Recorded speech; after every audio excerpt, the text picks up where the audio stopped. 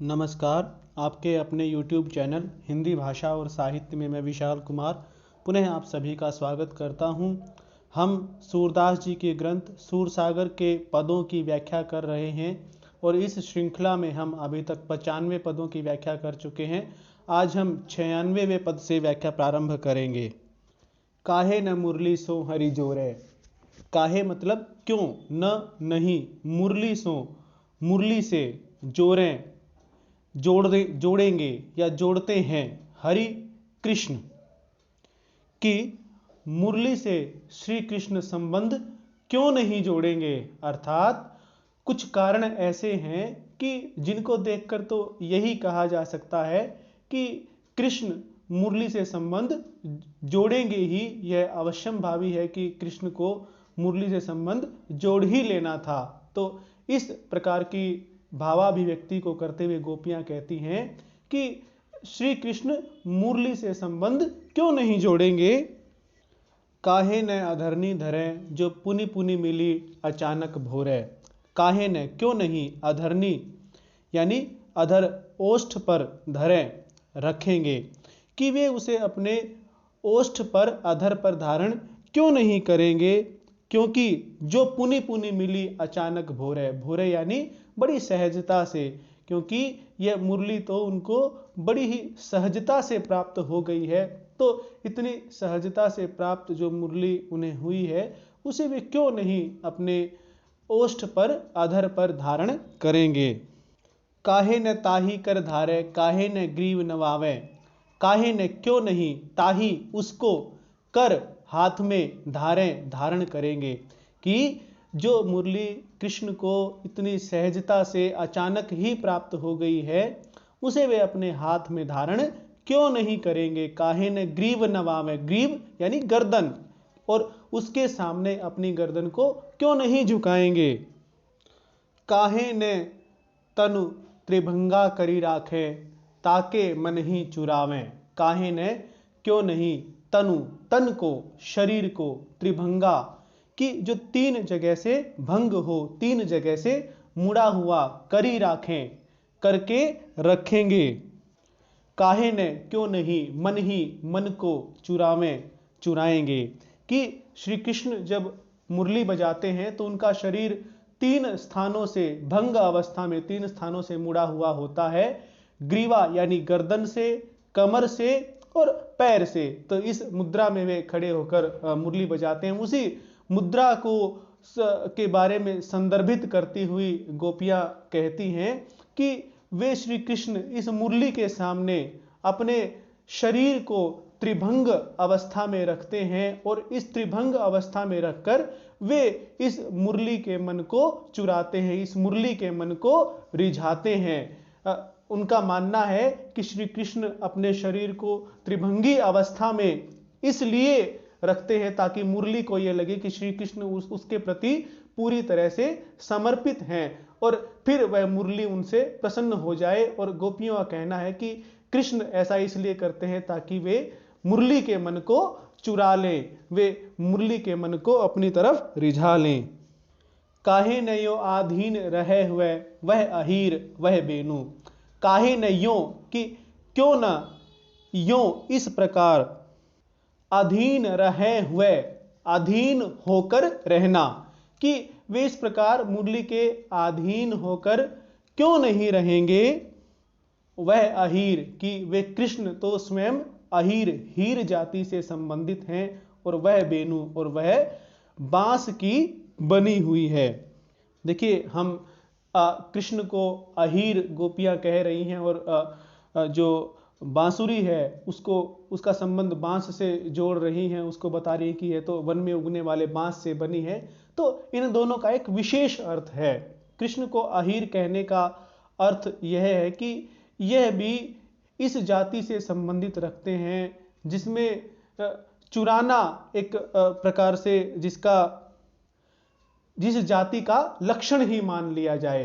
तो इसलिए वे कहते हैं कि वे तो अहीर जाति से संबंध रखते हैं और वे स्वयं इसी मनोवृत्ति के हैं कि वे भी इस प्रकार से जो सहज में प्राप्त हुई चीज है उसको छोड़ते नहीं हैं। और वह बेनू यानी कि, और वह तो बांस की बांसुरी है और बांस को ज़्यादा महत्वपूर्ण पौधा भी नहीं माना जाता है, महत्वपूर्ण जो वनस्पति है उसमें भी नहीं गिना जाता है।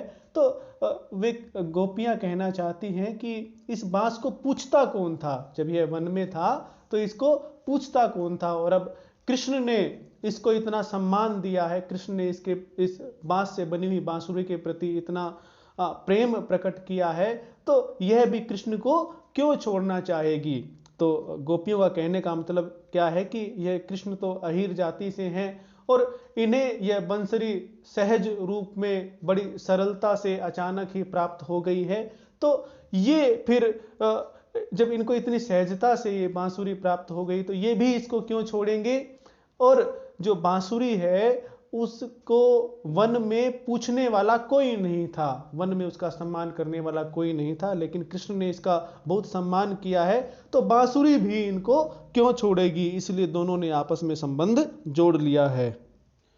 सूर श्याम करते नहीं टारत, बन बन चारत धेनु। सूरदास जी कहते हैं कि वे श्याम करते, हाथ से, नहीं टारत, नहीं छोड़ते, बन बन चारत धेनु, वन वन में धेनु गाय चराते हुए, कि जब वे कृष्ण वन वन में जाकर प्रत्येक वन में जाकर गाय को चराते हैं तब भी वे अपने हाथ से इस मुरली को नहीं छोड़ते हैं।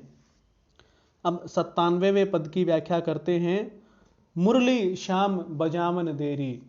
अब गोपियों को तो यह बात समझ आ गई है कि मुरली उनकी सोत नहीं है, उनके और कृष्ण के प्रेम में व्यवधान नहीं डाल रही है, और गोपियां जो उन्हें बात यह समझ आई है उस बात को राधा को समझाना चाहती हैं, और इसीलिए वे राधा को संबोधित करते हुए कहते हैं कि हे राधा, तू इस कृष्ण को मुरली बजाने दे, तू कृष्ण को मुरली बजाने से मत रोक।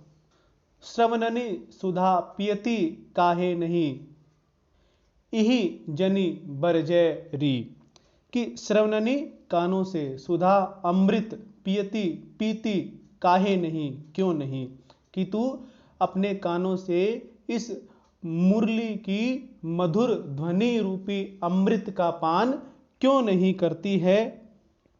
इही इसको, तू, जनी मत, बरज डांट, कि तू इसको डांट फटकार मत लगा, और तू इसकी मधुर ध्वनि रूपी अमृत का अपने कानों से पान कर। सुनती नहीं वह कहती कहा है, राधा राधा नाम। सुनती नहीं, क्या तू सुनती नहीं है कि वह कहती कहा, यानी कि क्या, कि क्या तू नहीं सुनती कि वह क्या कहती है। अरे वह तो राधा राधा नाम ही पुकारती है, उस मुरली की ध्वनि से और कोई ध्वनि नहीं, राधा राधा नाम की ध्वनि ही निकलती है। गोपियों का कहने का अभिप्राय यह है कि श्री कृष्ण प्रत्यक्ष रूप से राधा को ना पुकार कर मुरली के माध्यम से राधा राधा का नाम पुकारते हैं। तू जानती हरि भूल गए मोही, तुम एक पति बाम। तू जानती, कि अरे राधा तू तो यह समझती है, तू तो यह जानती है कि हरि भूल गए मोही, कि हरि यानी कृष्ण, कि कृष्ण मुझे भूल गए। तू तो अब तक यही समझती रही कि इस बांसुरी के चक्कर में पड़कर, इस बांसुरी को बजाते बजाते कृष्ण जो है मुझे भूल गए हैं, लेकिन तू यह नहीं जानती कि तुम एक पति माम, कि तुम यानी तुम स्वयं और वे श्री कृष्ण एक ही हैं। वह तो तुम्हारे पति यानी स्वामी हैं, और तुम बाम यानी कि उनकी अर्धांगिनी हो, कि तुम उनकी अर्धांगिनी हो और वे तुम्हारे स्वामी हैं। तुम इस बात को नहीं जानती, और तुम दोनों एक ही हो, तुम दोनों अलग अलग भिन्न भिन्न नहीं हो। वाही के मुख नाम धरावत, हम ही मिलावत ताही। वाही के, उसी के, मुख, मुख से, वाही के उन्हीं के मुख से, नाम धरावत, नाम रखवा देना, कि वह मुरली तो तुम्हारा ही नाम उनके मुख में धारण करवा रही है। मुरली अपनी ध्वनि के माध्यम से तुम्हारा यानी कि राधा का नाम ही उनके मुख में धारण करवा रही है। कृष्ण बजाते तो मुरली हैं, लेकिन उस मुरली की ध्वनि से राधा के नाम का संकेत ही मिलता है। हम ही मिलावत ताही, हम ही हमको मिलावत मिलवाती है, ताही उनसे, और हम सबको भी उन कृष्ण से मिलवाती है। कैसे मिलवाती है कि जब मुरली की ध्वनि गोपियों को सुनाई देती है तो गोपियां दौड़ी दौड़ी कृष्ण के पास जाती हैं, वे स्वयं को रोक ही नहीं पाती हैं और बेबस होकर कृष्ण के पास चली जाती हैं। तो इसलिए गोपियां कहती हैं कि वह मुरली ही हमें कृष्ण से मिलवाती है। सूर श्याम हमको नहीं बिसरे, तुम डरपति हो काहे। सूरदास जी कहते हैं कि हे राधा, श्याम हमको भूले नहीं हैं, बिसरे भूले नहीं हैं, तुम डरपति हो काहे, तुम डर क्यों रही हो। काहे मतलब क्यों, तुम व्यर्थ में ही डर रही हो कि इस मुरली के चक्कर में पड़कर कृष्ण हमें भूल गए हैं। अपितु ऐसा नहीं है, वे हमें नहीं भूले हैं और तुम व्यर्थ में ही डर रही हो। अब पद संख्या 98 की व्याख्या करते हैं। मुरलिया मोको लागती प्यारी, कि मुरली मुझको बहुत प्यारी लगती है। अब यहाँ पर राधा को भी बात समझ आ गई है कि मुरली उसकी शत्रु नहीं है, अपितु मुरली तो उसकी मित्र के समान ही है, क्योंकि मुरली से राधा राधा नाम की ध्वनि ही निकलती है। मुरली की ध्वनि के माध्यम से कृष्ण राधा का ही नाम पुकारते हैं। इसलिए राधा अब गोपियों को बताती है कि हे सखी, मुरली तो मुझे बहुत प्रिय लगती है।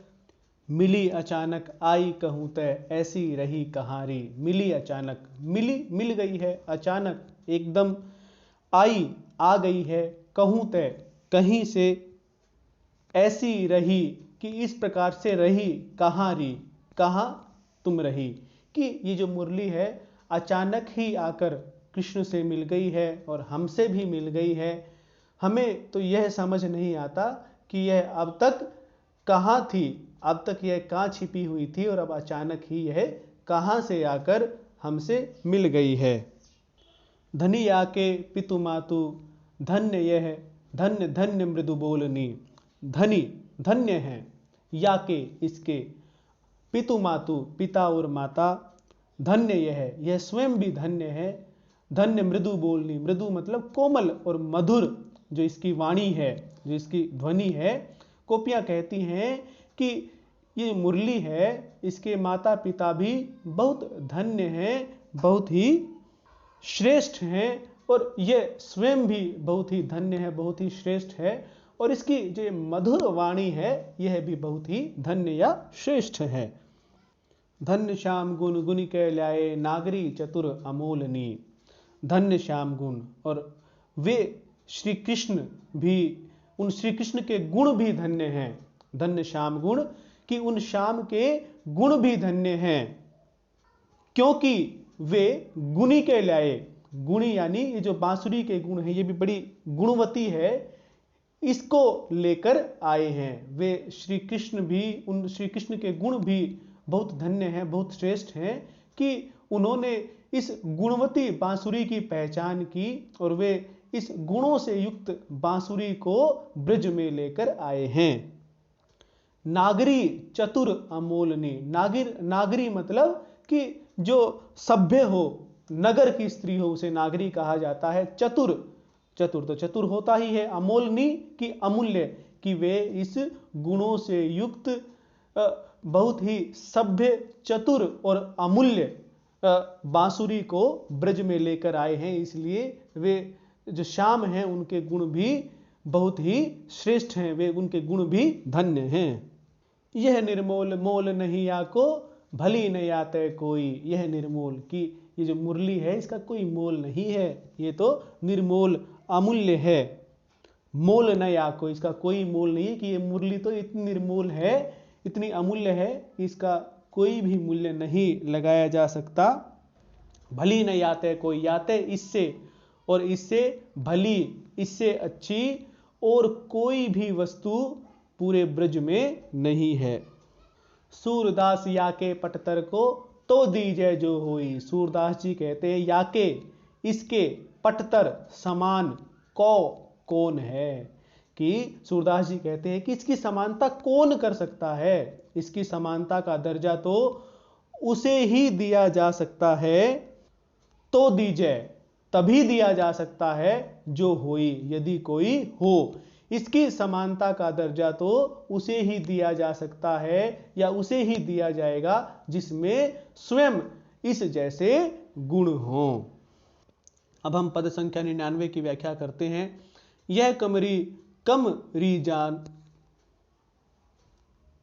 करी जानती, कि पहला जो कमरी शब्द आया है वह कमर में पहने जाने वाले वस्त्र के लिए है, और दूसरा कमरी कम अलग है और री अलग है। तो इसमें एक सखी दूसरी सखी को कह रही है, एक गोपी दूसरी गोपी को कह रही है कि हे सखी, कि तू इस श्री कृष्ण की कमरी को कम करके मत जान, इस कृष्ण की कमरी का मूल्यांकन कम करके मत कर। वह कहती है कि तू अज्ञानतावश इस कमरी को कम करके पहचान रही है। इस कमरी का जितना महत्व है, जितनी श्रेष्ठता इस कमरी की है, कृष्ण की कमरी की है, तो उस श्रेष्ठता को कम करके अपने मन में इसके प्रति वह अवधारणा बना रही है। जाके जितनी बुद्धि हृदय में सो तितनो अनुमानती, जाके जिसके जितनी बुद्धि हृदय में, कि जिसमें सोचने की शक्ति जितनी होती है, तितनो अनुमानती, तितनो मतलब उतना ही, अनुमानती अनुमान कर सकती है, कि जिस मनुष्य के हृदय में, जिस मनुष्य के पास जितनी बुद्धि होती है, जितनी सोचने की शक्ति होती है, वह उतना ही अनुमान लगा सकता है। कि तुम लोग इसको कम करके आंक रहे हो, इसका मतलब क्या है कि तुम्हारे अंदर वह बुद्धि ही नहीं है, तुम्हारे अंदर वह सोचने की शक्ति नहीं है कि इस कमरी के महत्व को समझ पाओ।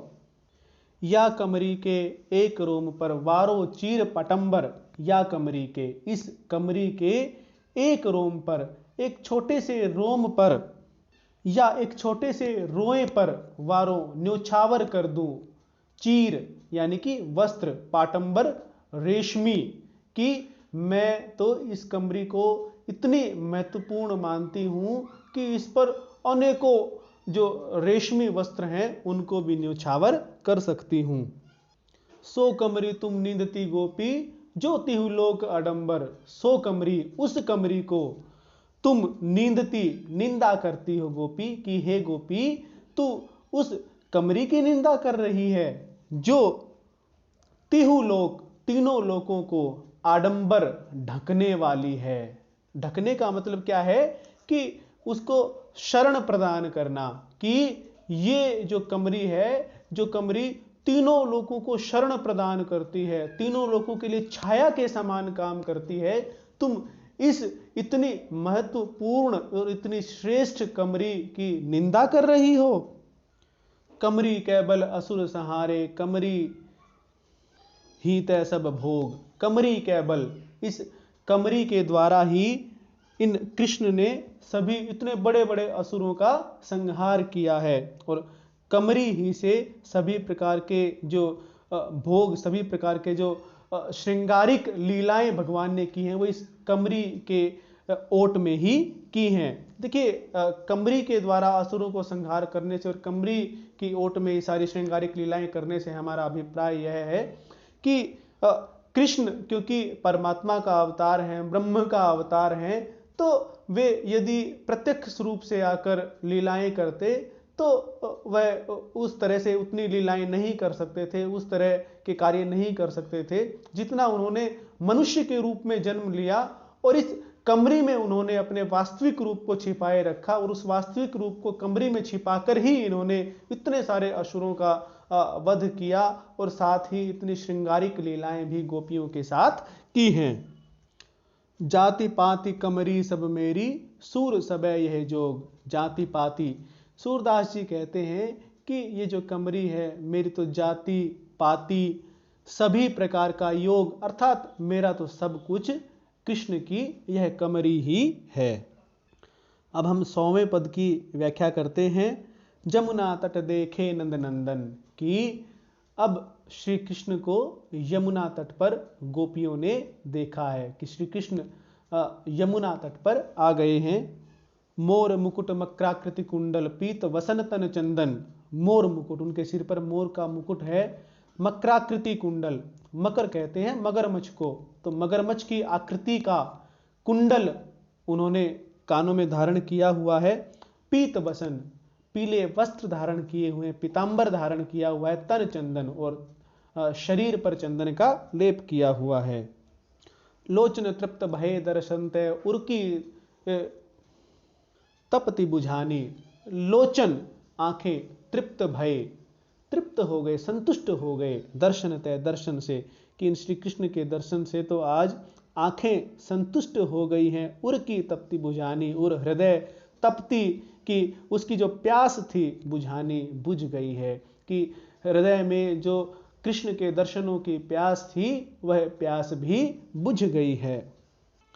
प्रेम मगन तब भई सुंदरी उर गदगद मुख बानी। प्रेम मगन तब भई सुंदरी, कि जो वे सुंदरियां यानी वे गोपियां जो यमुना तट पर आई हुई थी, वे कृष्ण को देखकर उनके प्रेम में मग्न हो गई। उर गदगद मुख बानी, और उनका उर यानी हृदय, मुख उनका जो चेहरा है वो, और बानी उनकी वाणी सब गदगद हो गए, यानी उनका हृदय भी प्रसन्न हो गया, उनका मुख भी प्रसन्न हो गया, और उनकी वाणी भी प्रसन्न गदगद हो गई। कमल नयन तट पर हैं ठाड़े सकुच ही मिली ब्रज नारी। कमल नयन, की वे कमल की समान कमल रूपी आंखों वाले वे श्री कृष्ण तट पर, यमुना तट पर ठाड़े खड़े हुए हैं। सकुचि ही यानी कि संकोच पूर्वक, मिली ब्रज नारी, की ब्रज की नारियां, ब्रज की गोपियां उनसे बड़े ही संकोच पूर्वक मिलती हैं।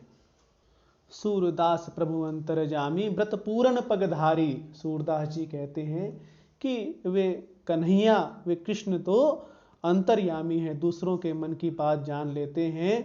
व्रत पूरण, व्रत यानी कि संकल्प, पूरण पूर्ण, पगधारी यानी कि वे कहीं पर जाना, पग धारण करना यानी पग धर देना, कि वे सूरदास जी कहते हैं कि वे कृष्ण तो दूसरों के मन की बात जान लेते हैं, और गोपियों ने जो संकल्प किया हुआ था कि वे कृष्ण से यमुना तट पर मिलने जाएंगी, तो उनके इस संकल्प को पूरा करने के लिए कृष्ण स्वयं ही यमुना तट पर आ गए हैं। तो आज हमने पद संख्या 96 से पद संख्या 100 तक की व्याख्या की है। तो उम्मीद है कि आप सभी को समझ आया ही होगा। धन्यवाद।